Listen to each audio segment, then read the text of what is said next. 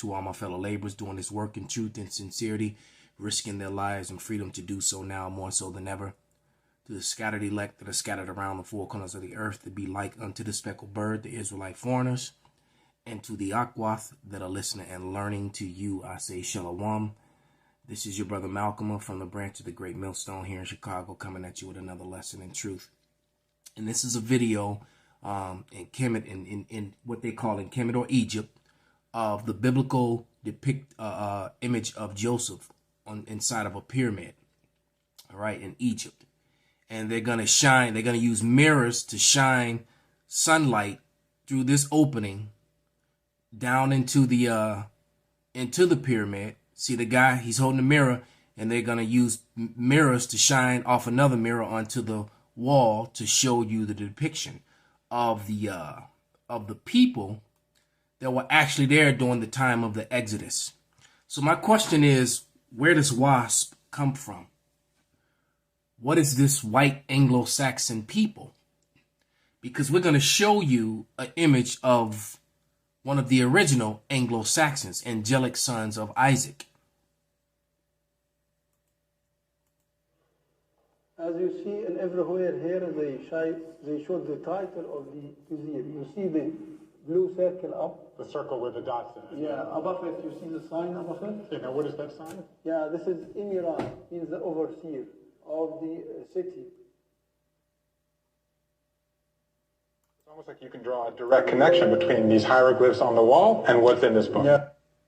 Now that was Joseph, the overseer of the city. See, in the beginning, let's play it again. Out of prison to interpret his dreams. Joseph declares that the dreams portend 7 years of abundance, followed by 7 years of famine.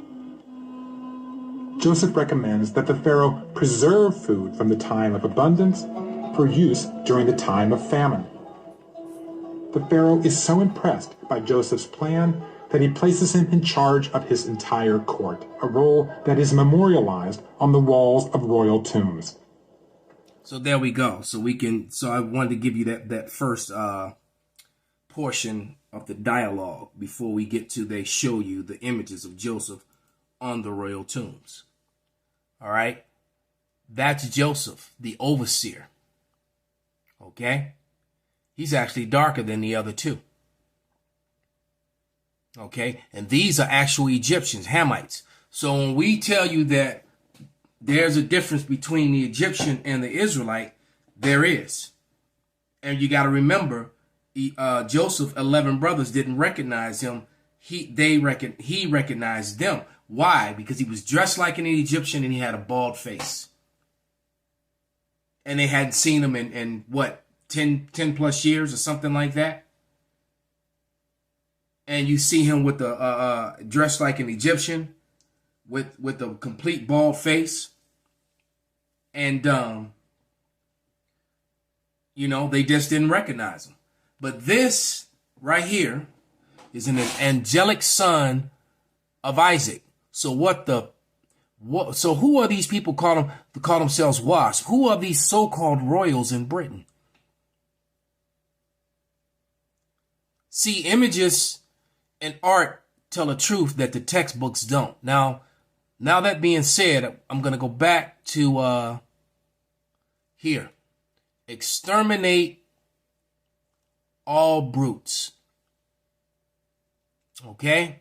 And that was a particular one I was watching this guy here, giving his commentary. First of all, let me grab a scripture. Learn in our own lives to build a better. Let me kill the sound. One moment. And we're going to let him speak. Because one thing that Esau, Edom tries to do is he always tries to control the narrative, even when he tells the truth. And the number one brutes that are shown. Why this thing don't want to act up? There we go. They want to freeze. Being used and abused by these heathens is Jacob. They show you mainly Gad, and they show you the northern kingdom in the islands, and then they show you And then they show you, of course, the transatlantic slave trade, all right, which started not in 1600s, but actually basically in 1492, when Cristobal Colon, who the world ignorantly refers to as Christopher Columbus, sailed with his 5 Moorish Jews. He brought Hebrew interpreters to the New World. And then you look at all the Hebrew relics that was found among these copper-colored, brown-fleshed, like Negro natives, as they were way back then, before they got raped, robbed, and lightened up by forced rape and murder. All right, and this Exterminate All Brutes is going to be on HBO Plus, and you're going to hear the Edomites say, let me pull up the scripture, that it's a hard watch, that it's a very hard watch for him, because it just shows you all this dark history and all these things. Well, that was done by he and his people. And if you think there is not going to be a recompense for these actions, for destroying the Lord's people and destroying the earth, this is Revelation 6:4. And it reads, and there went out another horse that was red, and power was given to him that sat thereon to take peace from the earth, that they should kill one another. And there was given unto him a great sword. And that great sword has been his weapon. You know, that book called Guns, Steel, and Germs. Those were the main things that Esau, Edom used to destroy the population, even to this day, in the form of vaccinations and vaccines. All right, they still using chemical, germs, I should say. Got to be very careful with your wording. All right. So without any further ado, experiences from when he was a child to current day now from Raoul Peck. He's the documentarian that made this documentary. He learned from an early age growing up in Haiti as an African-American boy. And see, there you go. Even when telling the truth, that life, Esau Edom, as red as he is, and the first came out red all over like a hairy garment, quoting Genesis, the 25th chapter. All right, Esau Edom is red. There's no such thing as a white Anglo-Saxon person or a white anything. They're red. They're the red people that the Bible speaks of, and you can no longer hide behind that lie of whiteness. There is no such thing as white people. It's a made-up concept that came full fruition in 1681 in Virginia when they first put into law and put into any legal documents this new race of humanity referred to as white people. Prior to that, there was no such thing. All right, so black and white are made up social constructs for control. They're social constructs for control. All right. But let's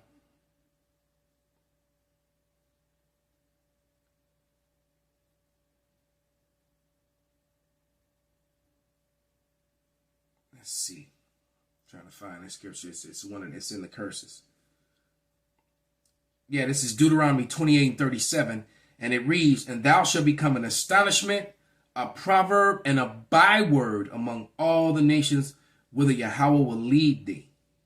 All right. 1 Kings 9:7. "Then I will cut off Israel out of the land which I have given them, and the house which I have hallowed for my name will I cast out of my sight, and Israel shall," and the house means race. So he cast his people, his race, his people, his chosen out of his sight, and Israel shall be a proverb and a byword among all people. Byword is when you call by a name that is not yours. Negro, Latino, Native, savage, nigger, brute. Wasn't equal for black. Everyone. He made the I Am Not Your Negro in 2016 and was the Minister of Culture in 1996 to 1997. This Exterminate All Brutes is a accumulation of his life's work up to this point. After watching 3 of the 4 hours, emergency interruption. I just got some information that they may have that Richie from Boston may have been taken out. That it's looking like, from the information that's being sent to me, that they may have killed Richie from Boston, who I believe, and many other Israelites believe, he was an Israelite, but he was bringing up too much damning and consuming information, damaging information to the cause, which is Esau, Edom, just as I am now. So anyone who's speaking the truth, especially the men of the Lord, are going to be targets. But see, Richie wasn't calling on the right name. You know, he didn't have the proper covering. But that's just an announcement I wanted to make, because that information is coming in on my phone as I shoot this video. Of this documentary, I'm here to answer the question for you guys. Is this documentary worth a watch?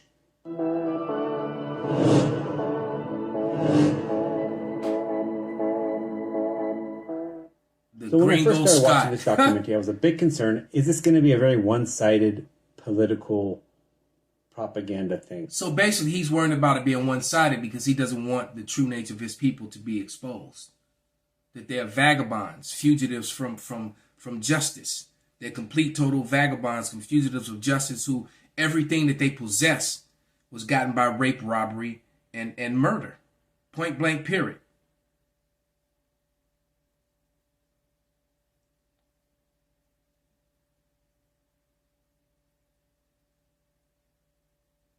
Salakia.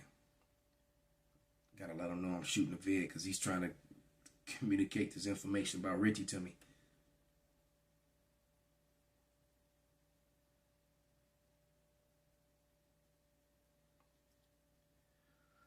All right. Salakia. That scripture, vagabond.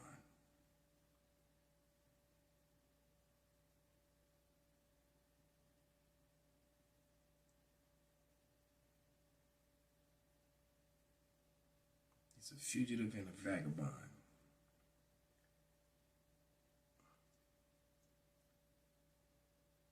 Right, this is Genesis 4, and I'm gonna start at verse 11. The point is in verse 12, but it says, actually I'm gonna start at verse 10, because he's a spiller of blood, the first murderer, the first liar, all that. And he said, what hast thou done? The voice of thy brother's blood crieth unto me from the ground.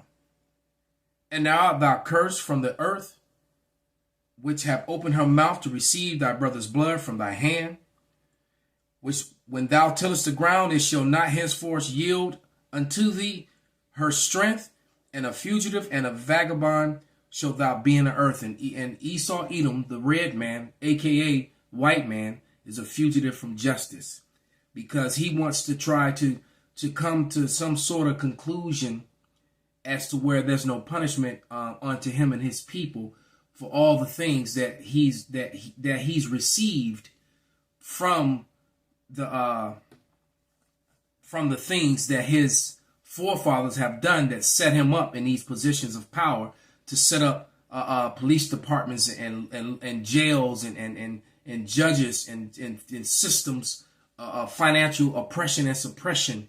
You know, banks and loans and all these things. He doesn't want to acknowledge all the rape, robbery, murder, and wrongdoing that was done that enabled him to be able to do these things. Which is a common concern for any documentary that I watch. Furthermore, I understand, as I'm sure most people do, that there's nothing as 100% objective view for humans. Humans are affected by... So let's... go to, real quickly, I'm going to play the trailer, but minus the sound, just so I don't get it hit with anything.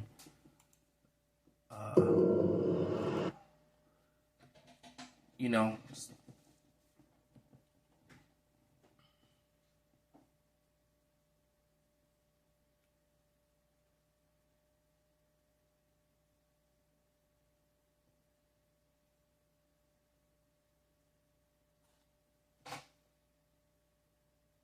See, it was that red horse that took peace from the earth. colonization, extermination. That has been their MO. All right.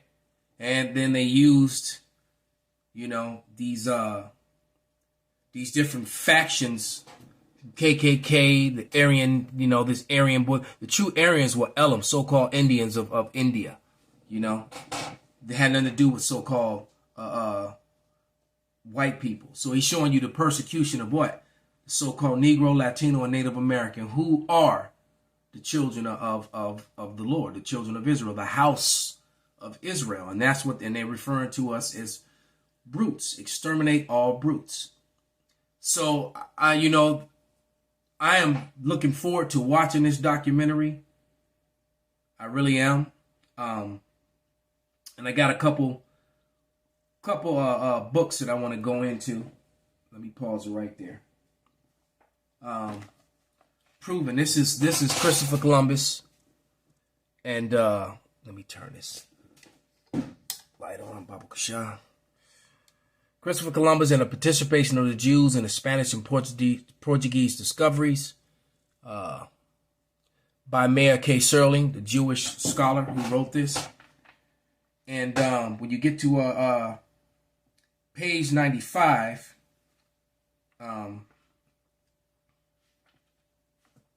it says, and I wrote a lot of notes, this is my book, so, but it says, Indians and Israelites. And as a matter of fact, I wrote on here 17 different sources that prove that fact. All right? And I'll just mention a couple of them. You got the Atlantic diasporas of the Jews, conversos and crypto Jews in the age of mercantilism from 1500 AD. That's one book source. You got Esau, Edom, and Jury, C.F. Parker. You got the Arabs, Beltran Thomas, page 339. Saudi Arabia inhabitants were originally much darker. You got John Wesley Powell. He declares artifacts prior to Christopher Columbus not to be used if they were found before 1789. And, you know, the Backcrete stone. So all the information that basically proved that the natives were Israelites, he was trying to hide. You got William Beeston's. And these are different books and sources of information proving that Negroes, Latinos, and Native Americans are indeed Israelite. And who the Edomites are. All right? Let me see. An illegal principal encomendia was a benign agency for the Indian Hispanization. Page 18 in Delicasis' book, Andrew Hurley's translation of Delicasis. You have Rodin, Adair, Bradshaw, Mail, Sanders, Delicasis, Ezra, Simon Wiesenthal, The Cell of Hope. 17, this was my number 17, A View of the Hebrews, 1825 by Ethan Smith. Letter from Thomas Jefferson that mentioned to Lewis. He wrote a letter to Clark and Lewis, basically saying that these people were Israelites. So the evidence of who they are is just beyond, you know, you can't get around it. But this is Luis de Torres. This is actually page 95 in the book that I'm reading. Luis de Torres, the first European who discovered the use of tobacco, was also the first person of Jewish stock who settled in Cuba. He won favor of the ruler of Cacu and received from him as represents not merely lands but also slaves, 5 adults and a child. The king and queen of Spain granted him a yearly allowance of 868,645 maravedis, I guess that was a currency back then, and he died in the newly discovered land. In Cuba, Hispaniola, and in other lands which he discovered, Columbus found natives who had caquis and their own language and traditions. To what race did these aboriginals of America belong? Several writers have asserted and have displayed much learning in attempting to prove that the aborigines were descendants of Jews. enough said, man, because we could just read on and on and on. And the evidence of that is the fact that Christopher Columbus brought over 5 Hebrew interpreters, de Torres being one of them. All right? You can't get around this stuff, man. And how much Esau, Edom hates you. All right? And his women, too. This is I'm going to read a quick insert from this book, A Hidden Heroism. All right? Black Soldiers in America's Wars. Matter of fact, We Fought in All Your Wars by Robert B. Egerton. I bought that from this book from Barnes & Noble well over 10 years ago. But this is page 79. All right? And I'm going to start at the second paragraph on page 79. All right? Just to speak on these Edomite women and how they hate you. And they were just as violent toward Jacob as the Edomite male. All right? This is race riots erupted as well in East St. Louis, Illinois during the summer of 1917 after an African American was rumored to have killed a white man. 3,000 white men hunted down, shot, beat, and burned blacks for 4 days without any interference from the police or National Guardsmen. White women joined in the killing, one of them slashing the throat of a black woman. Gangs of white women beat any black woman that they could lay their hands on. A black paraplegic was burned alive, and a 2-year-old black boy was shot, then thrown into a burning building. In response, some blacks fought back. Before a partial peace was restored, 8 whites were killed, 4 by bullets apparently aimed at blacks, and 100 blacks were shot or mangled and beaten to various degrees of helplessness, as the U.S. Senator later told an investigating committee. Race relations within many Southern training camps were tense, were tense as well. Insults were exchanged. Fights sometimes occurred. African American soldiers were typically openly discriminated against, and nothing has changed. You just saw the Northern Kingdom, the brown-skinned Northern Kingdom guy was abused by the police, the second lieutenant, while in uniform, while complying. Nothing has changed. All right? In some camps, black soldiers lacked sanitary and bathing facilities and were housed in tents, whereas whites lived in comparative luxury in barracks. So nothing has changed, man. Everything in this society has been doctored up and geared toward the comfort of Esau, Edom. Let me grab one more scripture and close. This was more about bringing out information.